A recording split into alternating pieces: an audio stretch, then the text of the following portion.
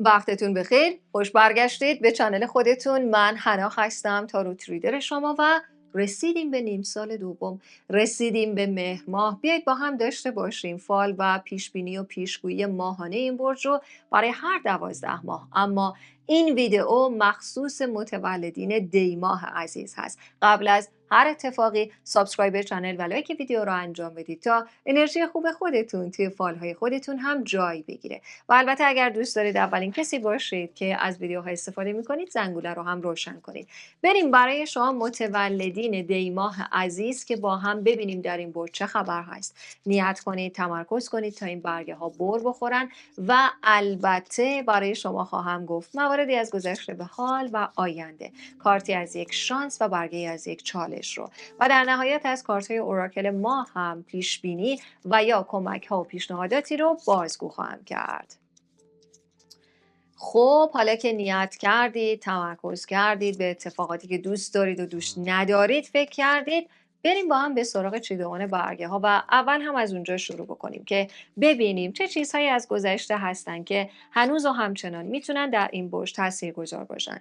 اول از همه حکم قانونی رو میبینیم. هم میتونه این حکم قانونی مشکل حقوقی باشه که رفع و رجوع میشه، هم میتونه منظور یک آدمی بوده که به شما گفته من بهت قول میدم این کار رو انجام میدم، بالاخره این کار رو انجام میده. و هم اگر به دنبال یک مدرکی، یک ورقه، یک سندی قبولی یا تاییدی هستید، تمامی این موارد مثبت رو در کارت با قدرتی که برای شما ایجاد میشه نمایش داده. معمولا این برگه نشون دهنده یک چیز دیگری هم هست. اگر شما مدارکی داده بودید برای تایید، چه برای یک کار و مصاحبه، چه برای یک مهاجرت، تایید شدن این مدارک رو هم برای شما نشون داده. و چون ساکن شدن، مقیم شدن هست، اگر مشکلات اقامتی داشتید یا یکی از برگه های آیدنتیفیکیشن و شناسایی شما یک مسئله و مشکلی داشته، قرار هست که حل بشه.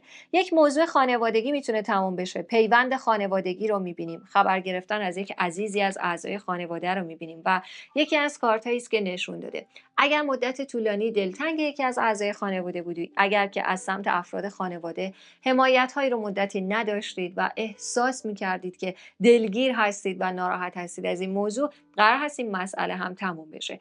و چون این دو برگه یعنی حکم قانونی که میتونه در مورد میراثی، در مورد ارثی تکلیف رو معین کنه، این اتفاق هم در این برج میفته. یعنی مسائل حقوقی و قانونی و قضایی که دارایی هایی بالاخره تقسیم میشه. حالا نه اینکه همین ماه به فروش برسه یا به دست برسه، تکلیف تعیین شدن اون رو در کارت نشون داده. ملحق شدن به یک آدمی رو هم میبینیم که اگر این یار احساسی شما مهاجرت کرده بوده، این فرد خانواده شما مهاجرت کرده و سفر طول و درازی رو آغاز کرده بوده، قرار هست که شما یا این فرد به همدیگه ملحق بشید. دیدارهای به همراه شادی رو میبینیم. یک خبری هم در مورد بارداری و پرگننسی هست، مربوط به خبر تولد فرزند پسر و ماسکلین هست و البته صحت و سلامت برای فرزند رو هم که میتونه ایجاد بشه نشون داده. احتمال واریزی های پول رو میبینیم. اگر شما یک بار یک فروتنی انجام داده بودید و حسابی حتی توی مشکلاتی که خودتون داشتید ولی به دیگرانی کمک کرده بودید، بدونید که قرار هست این کمک از سمت کائنات چندین برابر به سمت شما برگرده. واریزی های متفاوتی در این برج وجود دارن، نه تنها از سمت خانواده، نه تنها از سمت فردی که قول مال رو، قول تاییدیه وام رو به شما داده بود، بلکه ممکنه به خاطر فعالیت خود شما بوده، زحمت های خود شما که نتیجه میده، یا موقعیت های کاری که خود شما اون رو راه انداخته بودید و بالاخره نتیجه خواهد داد. برگه های بسیار خوب و قوی هستن. خیلی از مشکلات حل میشن. اگر مشکلی برای ثبت نام و نام نویسی بوده، اگر برای پیگیری یک مسئله دادگاهی و قانونی و اداری بوده، قدرتش رو، همراهیش رو و حتی پولش رو به دست میارید که بتونید این کارها رو هم تکمیل کنید. اگر شما درخواستی رو داشته بودید برای اضافه حقوقتون یا برای بیشتر شدن مزایای کاریتون، این مسئله هم از این برج میتونه تایید بشه. و البته فضای کاری بهتر رو از این ماه میبینیم، به خصوص اگر شما مستر هستید، استاد هستید، معلم هستید یا تعلیم دهنده هستید. در هر زمینه‌ای فضای کاری شما میتونه خیلی خیلی بهتر و مثبت‌تر باشه. بریم به سراغ کارتایی که مربوط به میانه این برج هستن یا تم اصلی و زمان حال هستن. اولا برای میانه برج از روز 12 تا 22 به شما پیشنهاد رسیدگی به خود داده شده.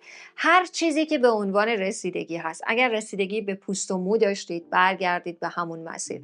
اگر رسیدگی برای ورزش داشتید، مصدومیت و ناراحتی تموم میشه و دیگه بهانه‌ای وجود نداره، برگردید به همون روتین ورزشی. و اگر شما کسی هستید که همیشه این تایم برای خودتون یک جایزه می‌خریدید، یک هزینه‌ای می‌کردید که حال دلتون خوب بشه، بدونید حتما این مسئله واجب هست. به خاطر اینکه خطر دپرشن و افسردگی در کمین هست. چون آدم‌های اطراف شما شاید این حس خوب رو برای شما ایجاد نکرده بوده باشن و تاثیرش الان میتونه پیاده سازی بشه.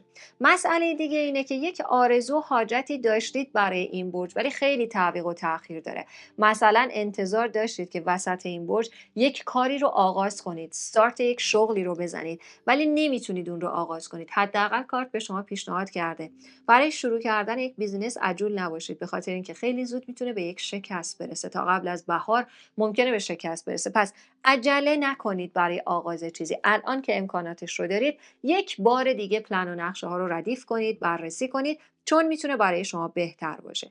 اما در مورد یکی از دوستان شما که از شما دور شده، نه یک فرد عاطفی، یکی از دوستان شما که از شما دور شده، یک خبرهایی میشه و شما خیالتون راحت میشه، انگار این آدم بی دلیل با قضاوت نادرستی و یا با حرفهای الکی بقیه یه خورده از شما فاصله گرفته بود. خودش هم فهمید که اشتباه کرده، ولی خب نیاز به زمانی داشت تا از این خجالت یا از این فشار بیرون بیاد. بدونید که برای شما عزیزان نشون داده که این دوست دوباره به شما میتونه نزدیک بشه. این فردی که حالا محرم راز شما هست یا ارتباطات خوبی با هم داشتید، کانکشن های خوبی با هم داشتید، به طور دوباره رفاقت ها و دوستی ها و در کنار هم بودن ها رو نمایش داده. در ازای شروع کردن یک کاری، یعنی یک بیزینس و چرخه شغلی که هزینه اولش داره، پیشنهاد شده اول یک مدرکی رو بگیرید تا آخر پاییز، یعنی از وسط این برج شروع کنید و تا آخر پاییز برید به سراغ گرفتن یک مدرکی. به خصوص این که اگر کار شما در ورزش هست، در یک فعالیتی هست مربوط به، وقتی میگیم ورزش، حالا شاید تمامی رشته‌هایی که مربوط به یوگا و اینها هست توش باشه، و موارد هنری، وقتی میگیم هنر، چه از نقاشی و طراحی چه آرایش و پیرایش هست، و وقتی میگیم تبلیغات، در هر زمینه است. اگر شما در این کارها بودید و یا دوست دارید که در این زمینه پیشرفت کنید، از وسط این برج دوباره سری کلاس هست، یک سری چیزایی برای یادگیری هست که خیلی خیلی مهم و خوبه توی زندگی شما اگر برید اونها رو آغاز کنید. در مورد یک مسئله عاطفی صحبت کرده که شاید این فرد روحیات هنری و آرتیستیک داشته باشه، یا خیلی خوشپوشه، یا خیلی خوش سلیقه است، یا خیلی زیبا هست و انگار خیلی ظریف و دقیق هست، دقت میکنه در هر کاری. و البته این فرد رو بیشتر جز متولدین کلن پاییز یا تحت تاثیر وعده آتش و آب نشون داده. هم فرد با صداقتی هست، هم فرد پرهیجانی هست، هم آدم جسوری هست، هم خیلی خیلی خلاق هست. این آدم اختلاف سنی 7 یا 8 ساله رو نشون داده و البته ظاهرش خیلی جوانتر هست، خیلی کوچولوتر از چیزی هست که به ما نشون میده. اما باید بدونید معمولا این برگه این فرد تازه وارد رو شخصیتی نشون داده که جز متولدین یا کلا پاییز یا میانه اسفند تا میانه فروردین یا میانه تیر تا میانه مرداد هست. پس یک آغاز عاطفی رو هم برای شما عزیزان میبینیم. این شخصیت خیلی خاص، قیافش، چهرش، لباس پوشیدنش، ادا اطوارش یا حرف زدنش، و خیلی خیلی آدم جذابی هست که با این فرد آشنا میشید. کجا؟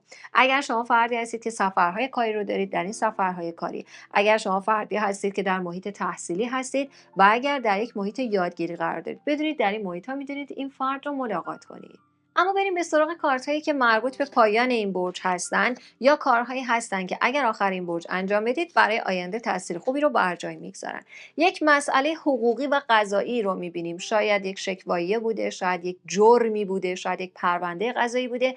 یک گام بهتر رو و یک گام مساعدتر رو میتونه برداره در چند روز پایانی. حالا این دو برگه یعنی این که اگر شما از ابتدای این برج یک وکیل تازه‌ای رو، یک گروه وکالت جدیدی رو انتخاب کنید، تا آخر برج خیلی خیلی پیشرفت میکنه. مسائل قانونی شما و خیلی از مشکلات میتونن حل و فصل بشن. در روزهای پایانی مربوط به 7 روز پایانی احتمال یه خورده تحت فشار قرار گرفتن پولی وجود داره. پس بدونید اگر میخواید برای کسی پولی رو خرج کنید از اون مالی که قراره به شما برسه، خودتون آخر برج ممکنه بهش نیاز داشته باشید. از همه مهمتر این که شاید یه آدمی بیاد به دروغ به شما بگه که آره من یک مشکلی دارم، یک مسئله‌ای دارم و یک حجم خیلی زیادی از پول رو میخوام. الان چون خود شما به پول احتیاج دارید، این قرض دادن اصلا به شما پیشنهاد نشده. یکی از کارت‌های خواستگاری سنتی رو میبینیم. این فردی که به عنوان حالا یا خواستگار سنتی یا گزینه برای خواستگاری سنتی، منظور آدمیه که از سمت اطرافیان به شما معرفی میشه. شاید آدمی باشه که خانواده قوی و ظاهر قوی داشته باشه، ولی اولا یک بیماری و مریضی رو از سمت این فرد میبینیم. دوما مشکلات روحی خیلی زیادی داره، شاید به تازگی جدا شده یا ضربه خورده و آدمی نیست که در روابط بتونید همین الان برای ازدواج انتخابش کنید. احساس تنهایی میکنید اگه بخواید در ارتباط با این فرد باشید، چون همش این آدم احتیاج به توجه داره، شما باید از وقتتون از انرژیتون بزنید و خسته میکنه شما رو این مسئله. یک پیشنهاد کاری رو میبینیم که ممکن از یک اکیپ جوانی که یا در زمینه ترید و معاملات یا پروگرامینگ، برنامه نویسی و شرکت کامپیوتری میتونه باشه. از سمت این آدم ها پیشنهاد کاری هست، به خصوص اگر که شما دوست دارید از این محیط کاری بیاید بیرون، یعنی دوست دارید کلا اون نقطه رو بگذارید کنار و جای دیگری کار رو آغاز کنید. این آدم ها میتونن خوب باشن، این مسیر شغلی میتونه مثبت باشه که الان هم در برگه دیده شده. پس در مورد مسائل موضوعات کاری این اکیپ جوان یا این اکیپ نوپا میتونن خیلی مساعد باشن، چون میتونن تا دی ماه پیش رو، یعنی تولد خودتون، یک درآمد خوبی رو، سود خوبی رو، جز کارهایی هست که هرچی بیشتر فعالیت کنید سود بیشتر هم دارید، که برای شما میتونه این مسیر خیلی هم خوب باشه. اما بریم به سراغ برگه‌ای که نشون دهنده شانس شما هست و بعد از اون برگه‌ای که نشون دهنده چالش برای شما هست. شانس شما رو در روزهای دوم، 12 یا 22 می‌بینیم. شانس شما این هست که اگر الان و در این برج یک کاشتی رو داشته باشید، یک ثبت نامی رو داشته باشید، یک برنامه‌ای رو پیاده سازی کنید برای صبوری، مثلا پیش خرید هست، نام نویسی هست، شرکت در قرعه کشی هست، شانس با شما هست برای اینکه بتونید در اون پیروز و یا موفق بشید. از همه مهمتر از برگه هایی هست که از این ماه احتمال اینکه درآمدها یا بیشتر بشن یا در یک محیط کاری قرار بگیرید که سود و پول بیشتری به شما برسونه هم وجود داره. شانس دیگری که برای این برج هست اینه: اگر میخواید روی یک کراشی کار کنید، بدونید که ظرف یا از این برج 2 ماه از حالا یا 2 فصل از حالا با این آدم میتونید وارد ارتباط بشید، یا اگر میخواید روی یک رابطه کار کنید تا به یک نقطه برسه از اینکه مثلا به ازدواج تبدیل بشه، به یک جایگاه خوب عاطفی و پایدار بشه، انگار از این برج شانسش رو دارید. از حالا باید برنامه‌ریزی هایی داشته باشید و کلا همین برگه نشون دهنده توانایی هست که به خاطر تجربیات شما، صبر شما و وقت گذاشتن شما و سخت کوشی شما میتونه ایجاد بشه.